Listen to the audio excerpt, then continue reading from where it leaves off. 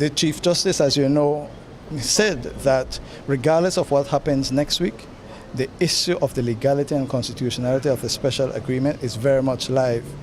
I mean, the Chief Justice was simply commenting in response to something that was said, but anybody who has some level of maturity, some level of decency, some level of trying to understand what is right for the country would listen and say, wait, why don't we let the court pronounce on this issue instead of continuing to spend millions upon millions of dollars?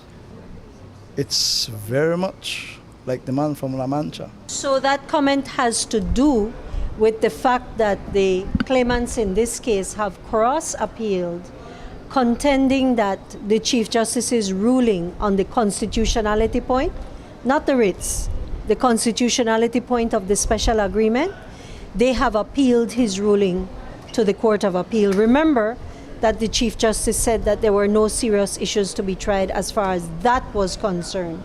The only issues that the court thought that there was something to examine had to do with the request and the writs.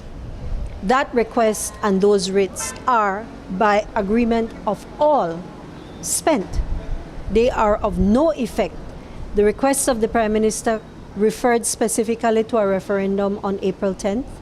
The writs were issued for a referendum on April 10th. That date came and went without a referendum.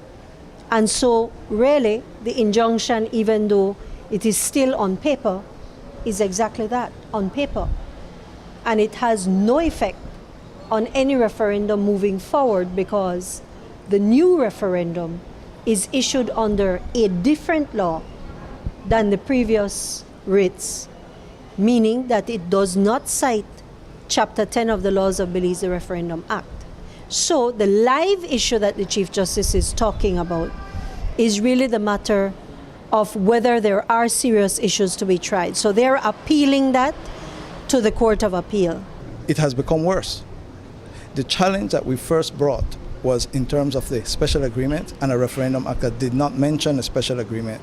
They have now passed a piece of legislation and specifically relied on the agreement that we are challenging the constitutionality of.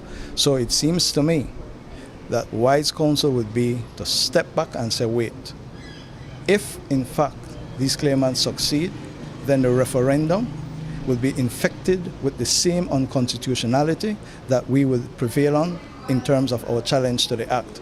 There is no reason, no good reason, at least none has been articulated to the public as to why we are going with this indecent haste. So they can proceed with their referendum knowing full well that there is a likelihood, and a real likelihood, that it may be declared null and void.